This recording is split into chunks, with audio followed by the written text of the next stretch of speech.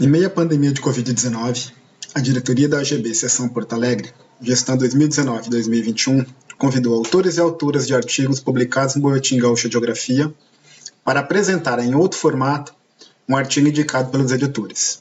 A ideia é que o autor ou autora apresente, além de uma síntese do conteúdo do artigo, o contexto de sua produção e o grau de intersecção daqueles conteúdos com os autores que ele dialoga. E, se for o caso, sugere-se ainda uma atualização dos assuntos tratados no artigo à luz dos tempos atuais. Por vezes, o autor ou autora escreveu um artigo há anos e é um tema que ele não trabalha mais. Nesse caso, a experiência do vídeo é uma oportunidade para revisitar aqueles conteúdos.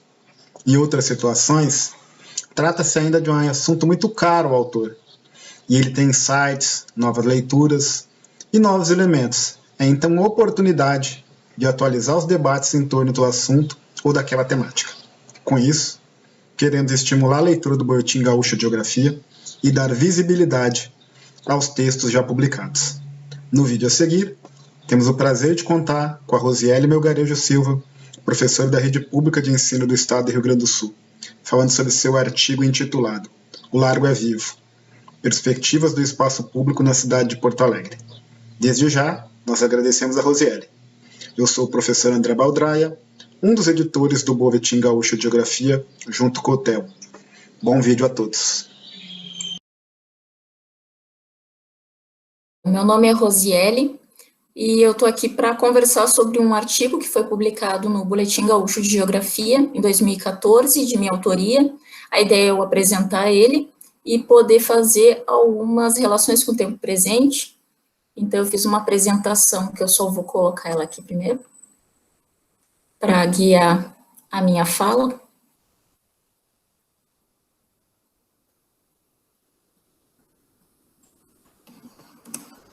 Então, o título do artigo foi O Largo é Vivo, Perspectivas do Espaço Público da Cidade de Porto Alegre. De minha autoria, Rosiele Melgarejo da Silva, data da publicação, janeiro de 2014. Esse artigo fazia parte de toda uma produção que eu estava tendo na minha tese de doutorado, que foi defendida na URGS em 2016, e que tratava da produção dos largos, do espaço dos largos, então, na cidade de Porto Alegre. O objetivo desse artigo era buscar investigar se os largos possuem um papel, uma qualidade ou uma função diferenciada frente a outros espaços públicos. Eu estou falando de um logradouro, que é o largo, assim como existem as praças, os parques na cidade, mas eu não estou falando de qualquer largo, eu estou falando de largos também, eu comecei a investigar a partir deles, de largos que têm uma relação muito central para certas atividades. Então, são largos que têm centralidade para atividades como o comércio informal, para abrigo para pessoas em situação de rua, ou como expressão de culto, de religiosidades, ou como palco de apresentações artísticas. Inclusive, o título Largo é Vivo é para fazer paralelo com um evento que na época acontecia em Porto Alegre, que era o Largo Vivo.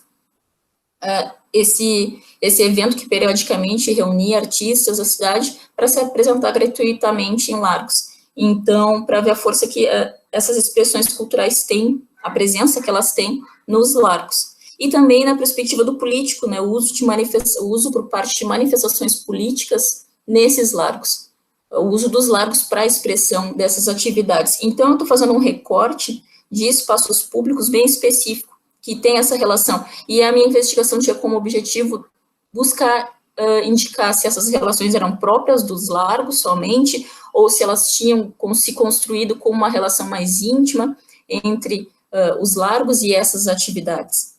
Na introdução do artigo, eu faço uma contextualização temporal que é bem importante a gente fazer agora também, já que a gente está em 2020, o artigo é de 2014. A gente estava vivendo no momento, em 2013 ainda, né, era muito a publicação de 2014, a gente estava ainda muito envolvido com as jornadas de junho de 2013, que é como a gente convencionou chamar essas manifestações populares que ocorreram maior parte das cidades aí do Brasil em 2013, para contestar os sucessivos aumentos nas tarifas do transporte público. E também a gente estava às vésperas da Copa do Mundo de 2014, esse mega evento que também passou por Porto Alegre, e a Copa ainda apresentava para os espaços públicos a FanFest. A FanFest era um lugar, um espaço público que era usado pelo mega evento para transmitir os jogos, né, dentro da sua programação, nas 12 cidades sedes, que é um capítulo à parte, mas só para a gente contextualizar em que momento esse artigo ele estava sendo vivenciado. Então, com outras palavras, o objetivo desse trabalho era pensar sobre o papel dos largos na produção do espaço da cidade. Produção do espaço é um conceito do filósofo e sociólogo Henri Lefebvre, francês. Ele trata do espaço como um espaço inacabado, continuamente produzido. Isso está sempre ligado com o tempo, e ele estava propondo a produção do espaço como um conceito da produção do espaço a partir de 3 dimensões que se somavam. A dimensão do espaço percebido, né, mais imediatamente, que se soma ao espaço concebido historicamente, e se soma ao espaço vivido cotidianamente. Então, essa proposta, humildemente, eu busquei no artigo contemplar, apresentando dimensões, então, da produção do espaço dos largos, a fim da gente poder pensar, ao final, que tipo de produção do espaço a gente poderia estar diferenciando ou tratando. Primeira dimensão, então, mais imediata, é a problemática da definição desse logradouro de largo. Objetivamente, ele é uma influência da colonização portuguesa na nossa área urbana. Nos dicionários de arquitetura, ele geralmente aparece um conceito que é bem recorrente, que é a de espaços com uma maior largura, ao longo de uma rua, com frequência ligado a prédios institucionais, igrejas de um certo poder ou conventos, né? Então, esse conceito era muito comum, porém, na prática, se a gente for analisar no caso de Porto Alegre, são 59 largos que têm uma grande diversidade sobre as suas características. Então, a gente tem desde largos como centrais da cidade, com equipamentos urbanos, com toda uma estrutura, assim como largos que sem estrutura nenhuma, simplesmente um espaço vazio, ocupado, ou por vezes não ocupado por ninguém, enfim. A gente tem uma grande diversidade, e o que a gente pode observar também como espaços residuais, muitas vezes, da cidade, que foram registrados como largos. Então, a gente tem de imediato já a problemática do que seria um largo, o que definiria esse largo diferente de praça e de parque. Uma segunda dimensão é a memória dos largos de Porto Alegre, que é uma perspectiva da construção histórica desses largos. E no estudo dessa perspectiva histórica, é possível a gente visualizar um projeto de cidade que é promovido pelas remodelações urbanas, com destaque para o final do século XIX e início do século XX, um projeto de cidade voltado para os já se iniciando voltado para megaprojetos, como a gente estava às vésperas de ver a Copa, um projeto de grandes investimentos, com tendências ao capital já especulativo, com a tendência à especulação imobiliária. Então, um projeto de cidade que ganhou força nesses projetos de remodelação que atualizaram, e muito presente numa transformação de largos em praças e em parques. É importante dizer que nessas remodelações urbanas era muito comum a gente observar a mudança de largos para praças e parques. Eles deixavam de ser largos, recebiam todo um investimento do poder público e se transformavam em praças e parques. Então, essa transformação, ela vinha com todo um discurso de melhoria, ou seja, está chegando investimento, esse espaço está sendo transformado, ele vai melhorar, ele vai se tornar melhor, porém sem nem tratar, mesmo no próprio discurso, sobre as pessoas que já vivenciavam esses espaços, e uma prática de mudança que não levava em conta só a mudança de logradouro, também se promovia junto com isso a retirada do comércio informal, ou seja, a retirada de todas as práticas, essas práticas que construíram uma relação de centralidade com os largos, que é o comércio informal, muitas vezes com uma presença maior de policiamento, de controle, para que atividades artísticas não acontecessem de maneira livre, ou mesmo as pessoas usassem o espaço como abrigo, pessoas em situação de rua, ou seja, que as manifestações políticas também pudessem ser mais controladas. Essa mudança na prática significava todo esse pacote. Um exemplo que a gente pode trazer no caso histórico da cidade de Porto Alegre, é a Praça da Alfândega, por exemplo, ali localizada no centro da cidade de Porto Alegre. A Praça da Alfândega, ela foi inicialmente Largo da Quitanda. Por que era Largo da Quitanda ali, final do século XIX, início do século XX? Ela era caracterizada por muitas quitandeiras que faziam com seus tabuleiros a venda de produtos alimentícios, né, e quitutes e tudo mais. Com a construção do prédio da Alfândega e essa transformação, remodelação ali do centro da cidade, qual é a primeira coisa que se pretende? A ideia é retirar as quitandeiras que vendem ali no Largo da Quitanda, para daí ele ir se transformando no que a gente conhece por Praça da Alfândega. Então, a mudança no nome de Logradouro significou a retirada das quitandeiras, a retirada de várias práticas que tinham centralidade naquele lugar. Inclusive, essa retirada ela não foi pacífica, teve momentos, inclusive, de tensão entre o controle, entre o policiamento e as quitandeiras, tanto que, temporariamente, elas conseguiram permanecer no lado oeste do Largo da Quitanda. Depois elas não conseguiram resistir, né, a permanecer, foram retiradas para o Largo do Paraíso, que foi se tornar a Praça 15 de Novembro. Então, a gente percebe essa relação desse tipo de prática com os largos e como essa mudança significava. Tudo que significava essa mudança no logradouro. Então, a mudança do logradouro significa muita coisa. E não só a mudança do logradouro em si, porque essa remodelação da mudança do logradouro acompanhava uma mudança no entorno, com a abertura de vias rápidas, maiores, retirada de becos e ruelas.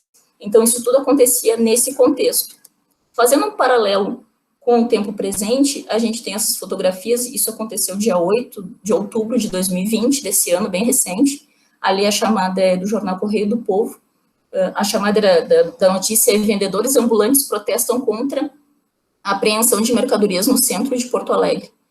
O que acontece é que a gente tem a presença do comércio informal ali no Largo do Glênio Pérez, na frente do mercado público da cidade, e eles argumentam que no dia 8, vendedores ambulantes estavam ali cotidianamente vendendo e fiscais da Secretaria Municipal de Desenvolvimento Econômico, num ano de crise, com os trabalhadores ali vendendo produtos, eles chegaram, segundo os comerciantes, já levando os produtos embora, já retirando os produtos, confiscando os produtos, de aproximadamente 30 ambulantes que estavam ali. Ou seja, muito próximo, práticas muito próximas do que a gente está tratando, e uma relação com essas práticas também muito próxima do que a gente estava fazendo paralelo, porque nesse confisco aconteceu toda essa situação de tensão, retirada de produtos, os vendedores, para se manifestar, colocaram as caixas ali, como a gente pode ver, colocaram fogo para se manifestar com relação a essa atitude, e isso demonstra como é a relação do poder público e da cidade com os espaços públicos de maneira geral e com essas práticas, né, que não por acaso estão ali no Largo Glênio Pérez, próximo do Terminal Parobé. Então, além disso, a concepção teórica do espaço público para discutir essas transformações, eu fiz apontamentos inicialmente na construção do conceito de espaço público, que ele é oriundo recebe muita influência do desenvolvimento do conceito de esfera pública, passando pelo geógrafo Milton Santos, uma obra da década de 80, onde ele já tratava sobre o que ele chama direito ao entorno, passando também por Ângelo Serpa, com uma obra de 2007, o espaço público na cidade contemporânea, bem importante para a gente pensar o conceito de espaço público na contemporaneidade, também o Paulo César da Costa Gomes, com a obra Condição Urbana, Ensaios de Geopolítica da Cidade, de 2002, e, além disso, trouxe outros 2 autores também, a fim de a gente pensar conceitos que tendem a se colocar como universais, como, por exemplo, é espaço público, como é o conceito de público.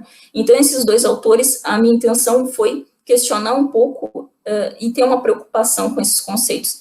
É o Eduardo Said, uma obra de 1996, que é Orientalismo, o Oriente como Invenção do Ocidente, né, que ele coloca o Oriente como uma representação criada pelo Ocidente, e o Axel Honneth, de 2003, com a obra Luta por Reconhecimento, a Gramática Moral dos Conflitos Sociais, de 2003, onde ele defende que a inserção social se dá pela luta por reconhecimento e não os conceitos pela ideia de autoconservação. Esses 2 últimos autores, a ideia é uma preocupação que que eu busquei apresentar com um discurso europocentrista, com um discurso que não seja um discurso colonial, e esses dois autores, eles têm essa proposta de pensar sobre esses conceitos universalizantes, como é o caso de espaço público. Então, as concepções, passei por esses autores, e como consideração final, primeiramente, o largo ele não pode ser definido como de um perfil ou de outro, não foi essa a intenção do trabalho nem do artigo, mas porque a produção do espaço ela não vai ser própria de um lugar, ela nunca vai estar restrita a fronteiras assim tão claras como a de um espaço público tão específico como é o caso dos lagos, porém, eu defendo uma qualidade própria que se desenvolveu numa relação muito singular entre essas práticas e os largos da cidade, em função de todo esse histórico.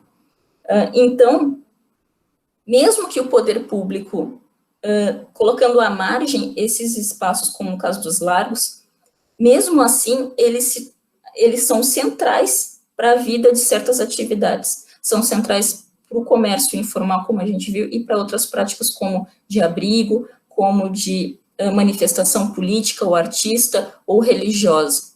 Então, mesmo que o poder público coloque à margem os largos no projeto de cidade, como a gente pôde ver, os largos resistem, muitos resistem ainda ao tempo, e se apresentam como centrais para a vida da cidade, principalmente para essas práticas. Então, por um lado, eles recorrentemente são colocados como os espaços vazios, residuais da cidade, porém, por outro ângulo, se eu pensar a partir dessas práticas, eles são centrais na vida da cidade, certo? Então, essa era a ideia.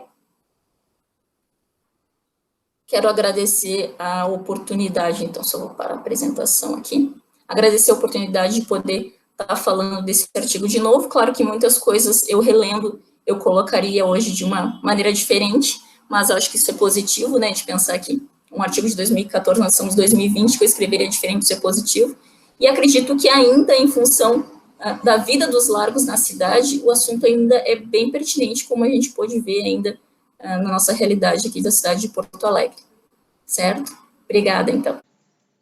O Boletim Gaúcho de Geografia é publicado pela Associação dos Geógrafos Brasileiros e pode ser acessado pelo endereço www.ser.ufrgs.br/bgg.